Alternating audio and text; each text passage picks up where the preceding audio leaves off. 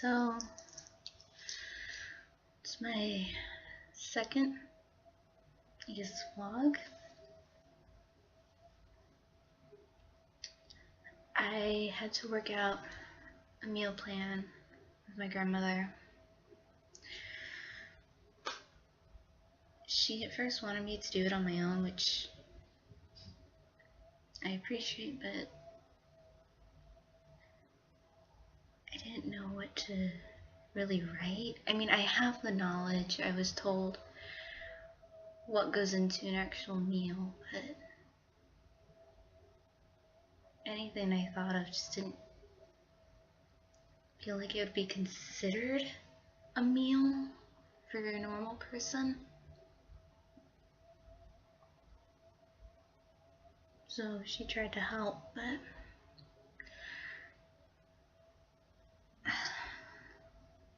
I guess I got frustrated or something, because I get so frustrated somehow that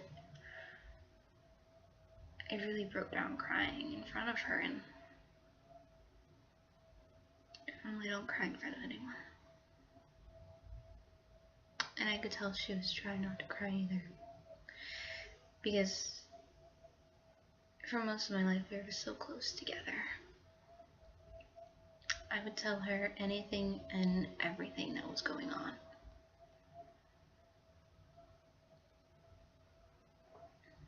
And then the eating disorder happened,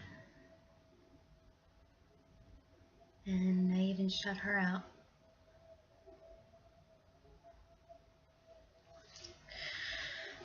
So it's the beginning of March. Two things are coming up this month, each right next to each other. March 3rd is my grandfather's birthday.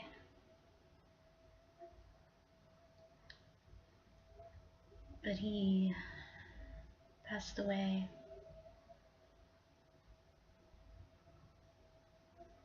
the day after Christmas in 2013. So it's been a little over a year.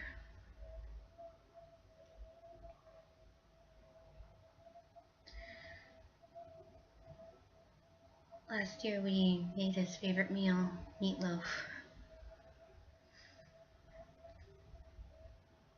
We made it like we would do every year. But it wasn't the same, because he wasn't there.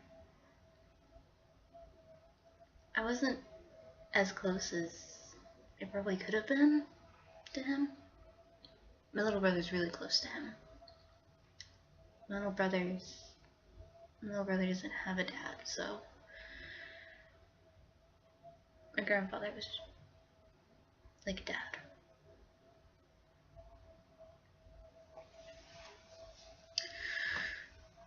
I still remember that when he said he was dying, and my grandmother came out and told us this. I didn't have any words. I didn't know what to think, because I know I have been through family members dying, but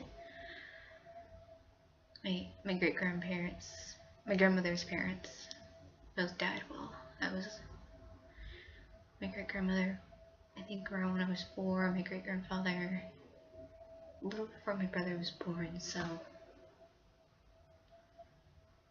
before 2003.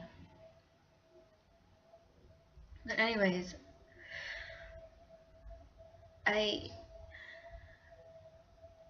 he was one that, my grandfather was the one that I guess didn't understand my eating disorder the most. He was one that would really say, just eat. Best thing to tell someone who has an eating disorder. Why didn't I think of that? But I know he tried. He worked as, I guess, a lab technician at the hospital in our town, so he understood the medical side of things. And when they showed them my charts from getting my blood tested, I guess that's when it's really hit him how bad my condition was. But I knew he tried. And if it wasn't for him, I wouldn't have been able to go to the school that I wanted to. Because he drove me to high school every day.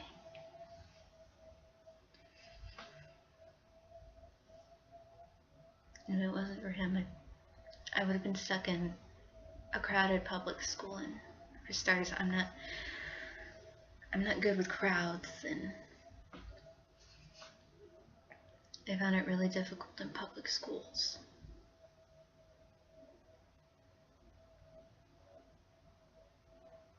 So that day's coming up. I don't know how my family is going to react, but since it's been over, this would be the second birthday. I guess we'll do a little better than last time, but I know it won't ever be the same.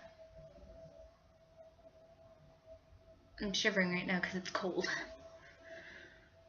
My hands are really cold and I'm trying to warm them, so yeah.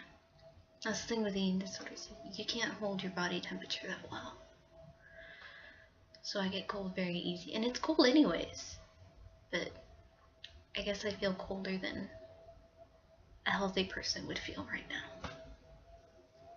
So I'm really shivering. Anyways, the next day is my cat's birthday, and I know it's a pet, but Sianka was the first cat I really owned. We've had cats in the past. We had a black cat named Stony. It was more the family pet, and she was always outside. And then my mom had a cat that we named Lilo. Well, she had ran off, which surprised us because she never wanted to go outside in the first place. But Sianka, I got her right when I got out of treatment. I remember I had to convince my grandfather to let me get a cat because he's not a cat person. No one else in my family is a cat person but me. I'm in love with cats. But I remember I was in the bedroom with them as they were watching TV, and I showed them a picture of a cat that I found in an animal shelter, and I mentioned that my therapist even agreed that I should get a cat for therapeutic reasons. And you know, I left the room, I went back in the living room, and he comes out about an hour later, and he's like, okay, you can have a cat. And when I went to the animal shelter, Sianka wasn't the cat that I was planning on getting. I was planning on getting a different cat, but that cat I ended up not connecting with. And then I found Sianka. She was a little thing. You could really see her bones. They had her for almost a year. I guess someone abandoned her at the animal shelter because they found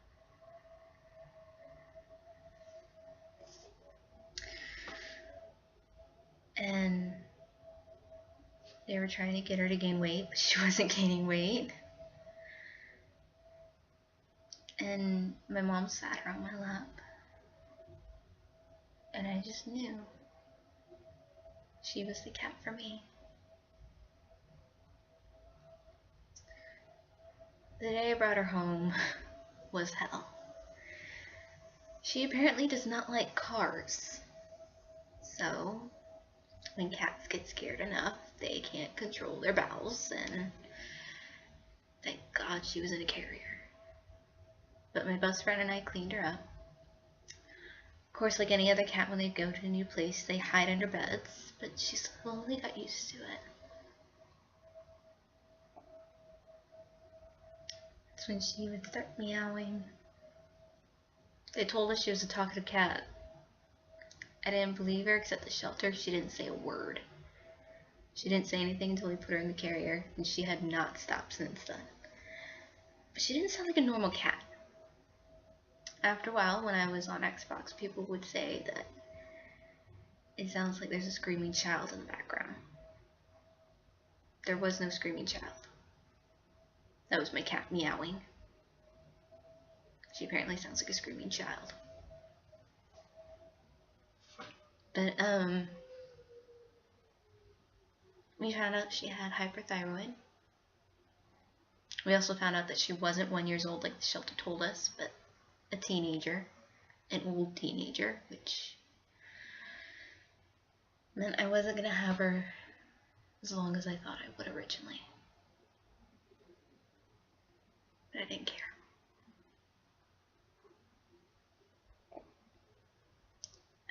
At one point I had considered that maybe putting her down would be best, because no one would want an old cat that had medical issues. She had hyperthyroid. She had teeth problems. And then she had ear mites. And the shelter told us she was perfectly healthy too. She had to have an $1,000 surgery. We had to pay for that. And then her medication.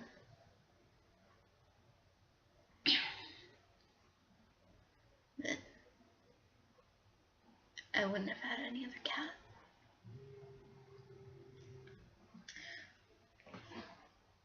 It's like she really knew me, because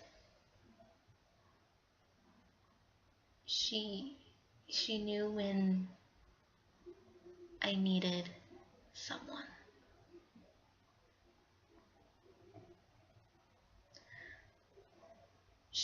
When I needed someone, she would make sure she was at least in the room, same room as me. If not, she'd be right next to me, letting me pet her. She would purr. Her purr was so beautiful.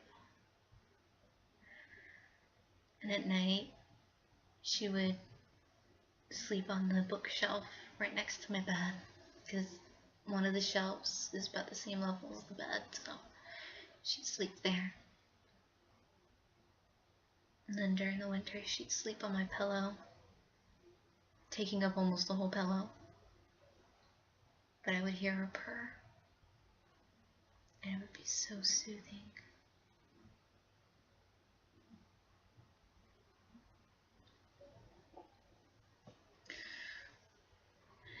She suddenly wasn't herself. She would eat up to 3 cans of cat food a day, 4 if I would let her. And that was because of her hyperthyroid. But she'd stopped eating. She wasn't meowing.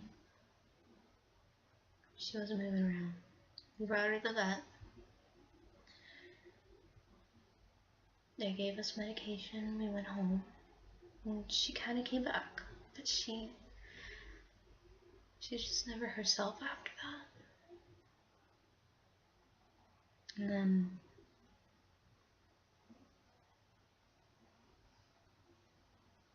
around October, she wouldn't eat. She would try to, but she would barely eat.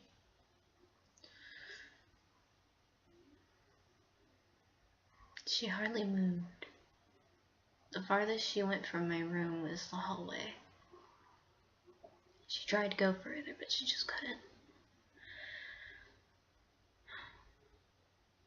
She didn't even bother to groom herself or to even get up to relieve herself.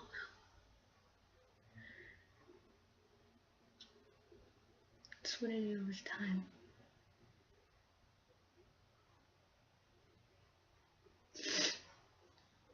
The night before, I took her to the vet for the last time. I remember that. She tried to get on my bed, which the mattress is right on the floor. and she couldn't do it. But she tried. So I put her on my bed. She sat next to me. And she purred. I knew she was in pain, but she purred. And then she got off the bed after a while. And I fell asleep. I woke up to her trying to get onto the bed the next morning. And she couldn't do it. And while I was waiting for my mother to come home, I sat in the hallway with her. And she purred the loudest purr I've ever heard. And she just purred.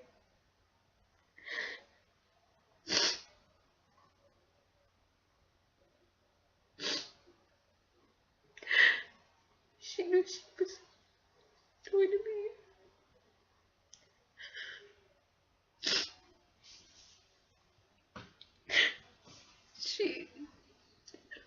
She knew I'd be really alone after that.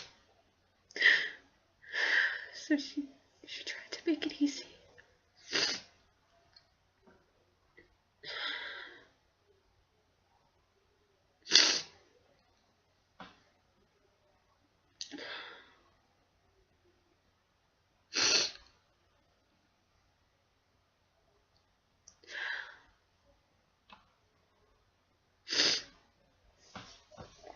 I usually have her collar right here.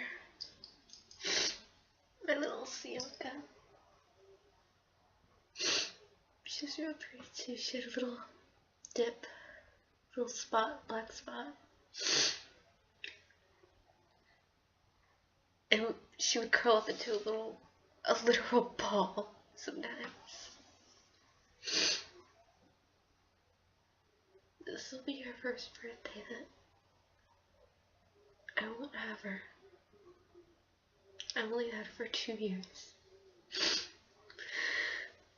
And she made a major impact on my life.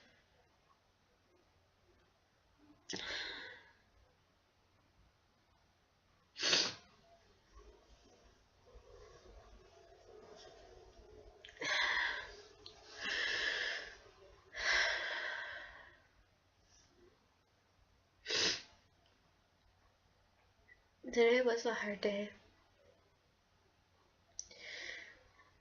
I certainly didn't feel hungry today, but I knew I had to eat. My grandmother made cinnamon rolls, but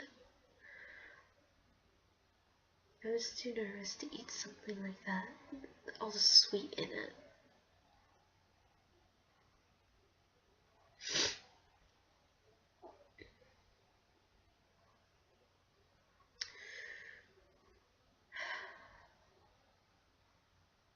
It's still really hard to eat, but I know I have to do something. I know they say things get worse before they get better,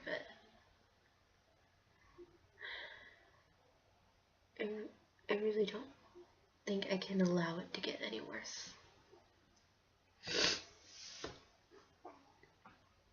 So I have to keep working. It's definitely a hard road to travel. It was harder the first time because I didn't know anything, but this time I know. And because I know, even though it's going to be hard, I'm going to know more ways of helping myself.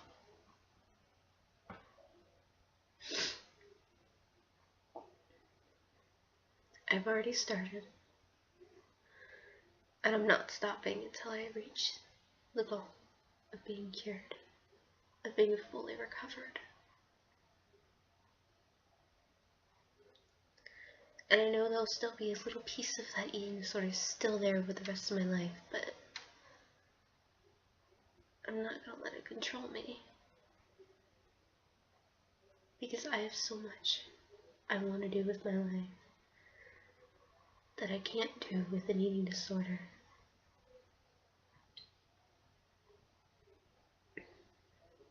My goal here is to be well enough to go to school when the new quarter starts. Because as it is right now, they're not going to let me go back. Not until I'm better. Not until I'm well enough. I can still be at my eating disorder somewhat, but I need to be better before they'll even consider letting me go back to school. And I want to go back. I want to be with my friends again.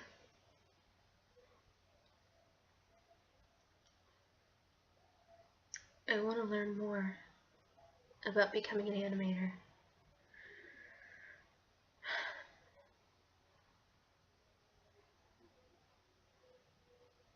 I want to go back to school. So that is my goal.